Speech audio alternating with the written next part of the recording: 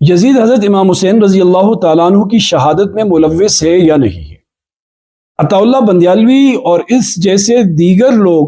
جو یزید کو قتل حسین سے بری کرنے کی کوشش کرتے ہیں، پاک کرنے کی کوشش کرتے ہیں، اور وہ لوگوں کو یہ بتانا سمجھانا چاہتے ہیں کہ یزید اس قتل پر آمادہ نہیں تھا، اس کی مرضی کے بغیر ابن زیاد وغیرہ نے قتل کیا ہے۔ میں آپ کی خدمت میں 6 بڑے دلائل آج کی نشست میں رکھوں گا، اور فیصلہ پھر آپ خود کریں کہ یزید قاتل تھا یا نہیں تھا۔ یہ 6 کے 6 دلائل اس کے اوپر علامت ہیں، رہنمائی کرتے ہیں، دلالت کرتے ہیں کہ یزید حضرت امام حسین رضی اللہ تعالیٰ عنہ کی شہادت میں پورا ملوث تھا۔ دلیل نمبر 1، حضرت نعمان ابن بشیر رضی اللہ تعالیٰ عنہ جو صحابی رسول ہیں، جن کی پرورش اماں عائشہ صدیقہ نے کی نبی پاک علیہ السلام کے گھر میں، وہ کوفہ کے گورنر تھے، اور جب حضرت امام حسین کی آمد ہوئی اس سے پہلے یزید نے ان کو گورنری سے معزول کر کے کوفہ، بغداد اور بصرہ کا جو قصاب تھا، ظالم تھا، جلاد تھا، عبید اللہ ابن زیاد کو کوفہ کا گورنر بنایا۔ یہ پہلی دلیل دلالت کرتی ہے کہ یزید ایسا کروانا چاہتا تھا، کیونکہ اگر نعمان ابن بشیر گورنر رہتے وہ کبھی بھی حضرت حسین کے ساتھ سختی کا معاملہ نہیں کرتے، کیونکہ انہوں نے تو دیکھا تھا حضور کے کندھوں پر سوار حسین کو، انہوں نے دیکھا تھا حضور سجدے میں، حسین پشت پر، گھر کے اندر سارے ناز ادائیں حضور کی انہوں نے اپنی آنکھوں سے دیکھی تھی۔ وہ تو قطعاً ایسا نہ کرتے، اس لیے اس بدبخت نے اس ظالم کو، عبید اللہ ابن زیاد کو گورنر بنایا اور حضرت نعمان ابن بشیر رضی اللہ تعالیٰ عنہ کو معزول کر دیا۔ دلیل نمبر 1۔ دوسری دلیل، اس نے ایک خط لکھا عبید اللہ ابن زیاد کو، جس کو علامہ طبری نے اپنی کتاب میں جلد نمبر 3 میں لکھا ہے، اور اس خط میں اس نے یہ لکھا کہ سارے لوگوں میں سے تم پر اور سارے شہروں میں تمہارے شہر پر ایک بہت بڑی ذمہ داری آ گئی ہے، یعنی تمہارے شہر میں تمہارے سر پر یہ ذمہ داری آئی ہے۔ اگر تم اس ذمہ داری سے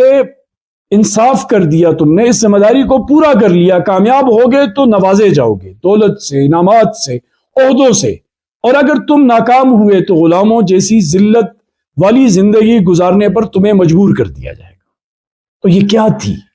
کوفہ کے اندر یہ ذمہ داری حضرت امام حسین کا راستہ روکنا تھا، یزید کے راستے سے ان کو ہٹانا تھا، اور اس بدبخت نے وہ ظلم کی پھر انتہا کی۔ یہ دلیل نمبر 2۔ تیسری دلیل یہ ہے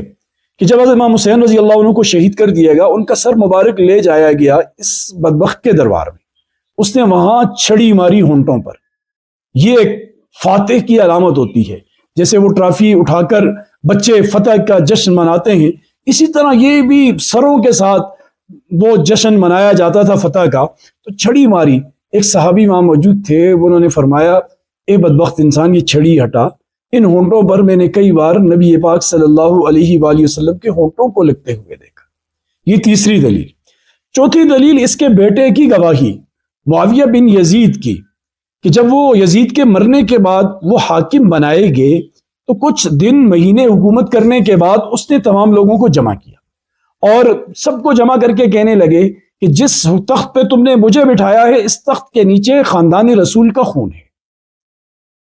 میرے باپ نے نواسے رسول کو شہید کر کے یہ حکومت لی ہے، میں اس تخت پر بیٹھنا گوارا نہیں کرتا، تمہیں تمہاری حکومت اور تخت مبارک ہو۔ یہ کہہ کر انہوں نے حکومت چھوڑ دی اور حکومت یزید کے گماشتوں کے حوالے کر دی۔ یہ دلیل 4 ہو گئی۔ 5ویں جو بڑی دلیل ہے، وہ قتل کے بعد قاتلین کے ساتھ یزید کا رویہ ہے، کہ یزید نے ان سے کوئی تفتیش نہیں کی، یزید نے ان سے کوئی باز پرس نہیں کی، کوئی انہیں سزا نہیں دی، بلکہ الٹا انہیں عہدے زیادہ کیے، الٹے ان کو انعامات زیادہ دیے۔ تو یہ بھی دلالت کر رہا ہے کہ یہ یزید کی مرضی سے انہوں نے ایسے کیا تھا، تبھی تو یزید نے انہیں مالا مال کیا، عہدے اور منصب انہیں عطا کیے۔ 6ٹھی چیز، گواہی عبید اللہ ابن زیاد کی گواہی ہے، کہ جب 62 اور 63 ہجری میں اہل مدینہ اور اہل مکہ نے یزید کی بیعت چھوڑ دی کربلا کے واقعے کے بعد، اس نے ایک لشکر روانہ کیا کہ وہاں جا کر، جس میں واقع حرہ رونما ہوا، جس پر انشاءاللہ ہم تفصیلی گفتگو آپ کے سامنے اگلی نشست میں کریں گے، کہ وہاں جا کر ان کو زبردستی بیعت پر مجبور کرو، اور 3 دن مدینہ تم پر حلال ہے، بہت ساری باتیں تھیں۔ عبید اللہ ابن زیاد کو لشکر کا امیر بنانا چاہا تو ابن زیاد عبید اللہ ابن زیاد جیسا ظالم بدبخت بھی کہنے لگا ہاتھ جوڑ کر کہ بس یزید، جو جرم تم نے مجھ سے کربلا میں خاندان رسول کا قتل کروا کر کرا دیا کافی ہے، اب میں اور کوئی تمہارے مظالم کا حصہ نہیں بننا چاہتا۔ تو یہ 6 دلائل ایسے ہیں جس کی کوئی نفی نہیں کر سکتا، کوئی انکار نہیں کر سکتا، تمام کتب کے اندر موجود ہیں۔ اس کے علاوہ بھی بہت ساری باتیں ہیں، آپ مطالعہ کریں، آپ کے سامنے آ جائیں گی۔ اللہ پاک ہمیں اسوہ حسینی پر چلنے کی توفیق نصیب